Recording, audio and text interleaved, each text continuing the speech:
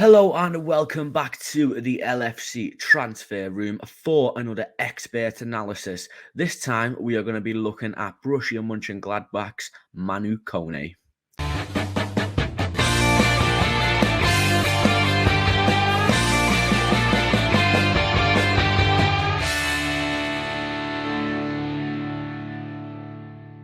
We are joined by Bundesliga writer and expert Adam Kone. He's going to be giving us the deep dive on the French midfielder and what he could potentially offer to Liverpool. Make sure you go in the description below and give him a follow for all things Bundesliga.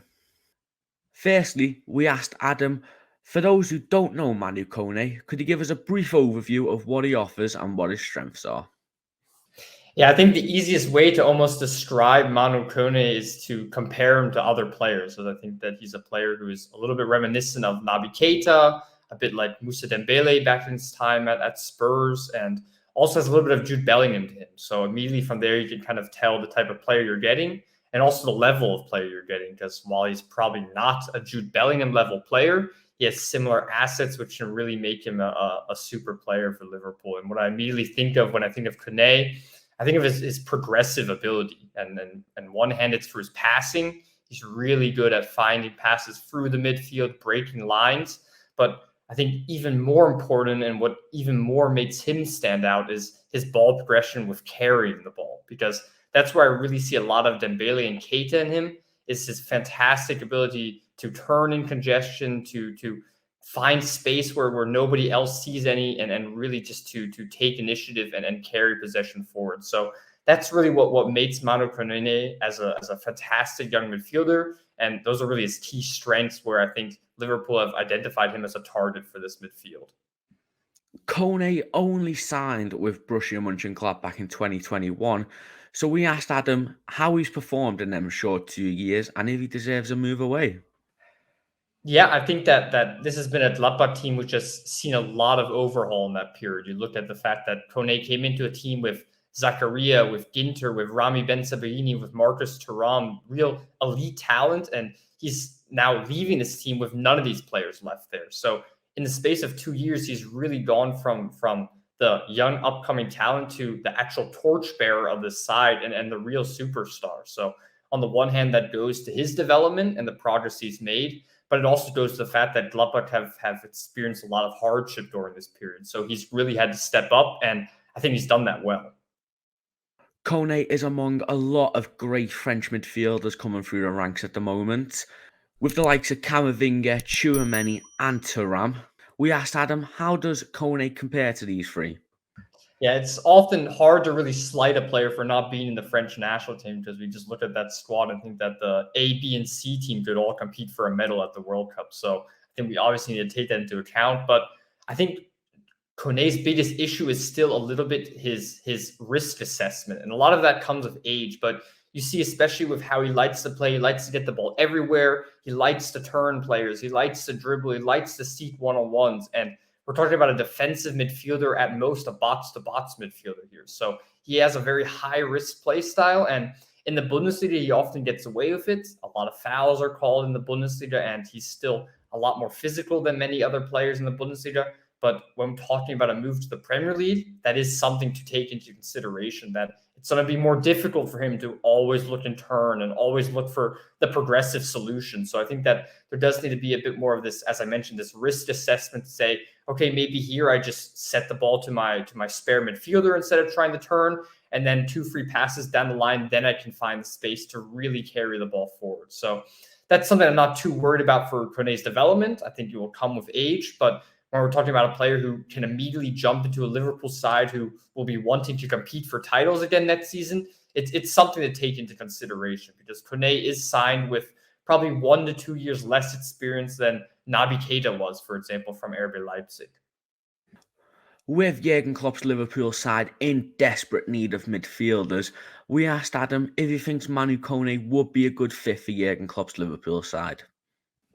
Yeah, I think there was a lot of rumors about moves for Kone already in January, right? So Liverpool was included, but also some top teams like Napoli, for example. And back then, I was still really wary of that, because I thought that Kone really would have needed that step in between. For example, Konrad Leimer leaving Leipzig and a midfield spot being open there. I thought that would be a fantastic, almost in Germany we call it a Zwischenschritt, so like a step between. That's exactly what I would have liked for Kone, and then move to a elite club. But I think the situation in Liverpool is very different now. The fact that they're only playing in the Europa League next season is something that needs to be taken into consideration. And I really see this from the outside looking in as probably the biggest rebuild Klopp has had to make since forming the side in his image about 3-4 years ago. So I think there is space for Kone in the squad right away. I don't think he'll be like at Gladbach, where he played the starting 11 of every single fixture, bar the free matches he was injured for. I don't think he will be able to adapt to that just from a physical perspective initially. But I think that he will be a player who can immediately come in and have a role as one of the top 4 or 5 midfielders. And as we know, with the fixture list playing in 3 to 4 competitions, a 5th midfielder is someone who's still getting 20, 25 starts a season potentially. So I think there will be a signing who can also immediately impact the first team. A question that has been asked a lot by Liverpool fans. So we decided to ask the expert, what position does Manu Kone play? Is he a box-to-box midfielder? Is he a 6? Or is he an 8? Yeah, it's so difficult because even when I look at the players that I compared him to, right, Naby Keita, Jude Bellingham, Moussa Dembele, these are all players who it's hard to really say, is he a 6? Is he an 8? Is he even potentially a 10? And I think in essentially that same issue, I mean, it's a good issue to have, if anything, but you have that same issue with Kone because I think in possession, for example, I really like when he plays as almost a deep line playmaker, right? Getting the ball from the back line, turning with possession, driving the ball forward, being really that first access point for the midfield and carrying possession from the defensive third to the final third. I think that's where he really excels in. But against the ball, he isn't ready to be a sole number 6. He isn't ready to be a Fabinho, for example, who has the intelligence to close down the most important spots defensively, to really be winning the key tackles. He's more of a roamer defensively, looking to go all across the pitch, win the ball, very Jude Bellingham in that sense. So I think he would probably be best in almost a double 6 right now, getting the ball out of the back, but then also having a bit more coverage defensively to be aggressive and try and be that terrier in the midfield. With some players finding it difficult to adjust to life in the Premier League, Naby Keita and Kai Havertz, just to name a few, we asked Adam if he thinks that Manu Kone would or would not have a difficult transition period into this Liverpool side. I think absolutely. I think that it's. I mean, obviously you mentioned some bad examples there, right? But you also have people like Joel Matip at Liverpool, who has come into from an average Bundesliga team to be an excellent figure of a side that's been really dominant, right? So there's always good and bads, and I think that Kone is similar in a sense to Naby Keita, but he's also different, right? Because Naby Keita, of course, had a lot of injury issues that really plagued his stay in Liverpool, and I think that that's something which Kone has really proven this year that he's durable. The fact that he only missed 3 games all season with slight muscular injuries, but otherwise has been fit for everything as a 22-year-old is a significant step already, even if it's not in the Premier League. So I think from all these aspects, Kone has what it takes. Is he going to be a player like Haaland who comes in and can right away make your team the title favorites?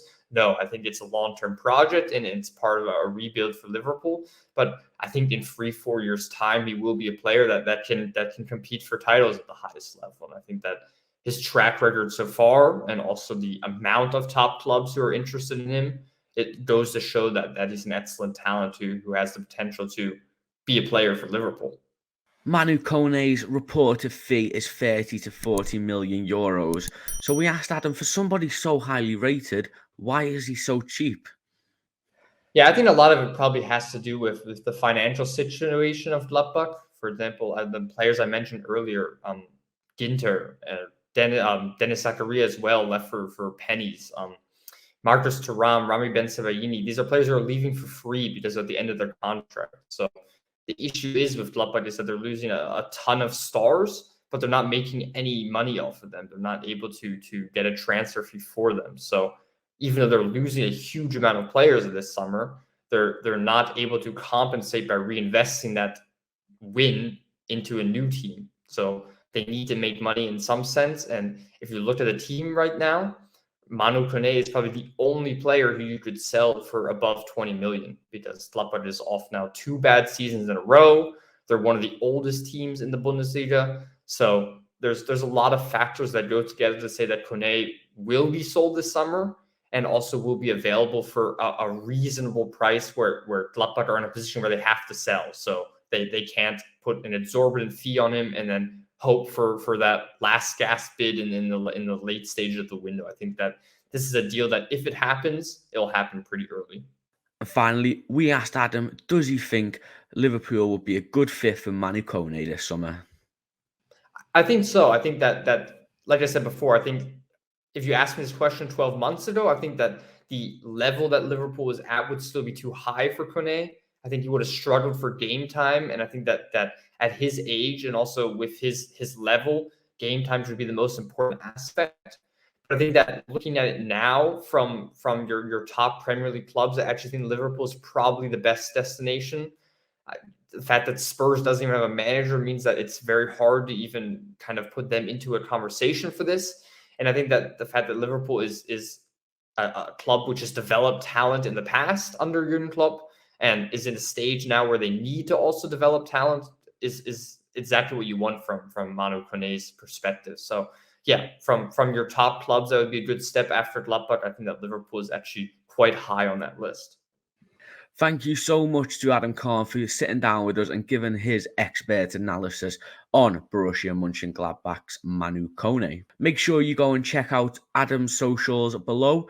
He writes some great pieces and definitely worth a read if you are interested in all them analytical types of stuff. If you think Manu Kone would be a great fit for Liverpool, leave it down in the comments and let's get a discussion going. Thank you so much for watching today's video. If you know somebody who'd like it, please share it with them. But in the meantime, leave a like, subscribe, turn them bell notifications on. I've been Charlie, this has been LFC Transfer Room, and thank you.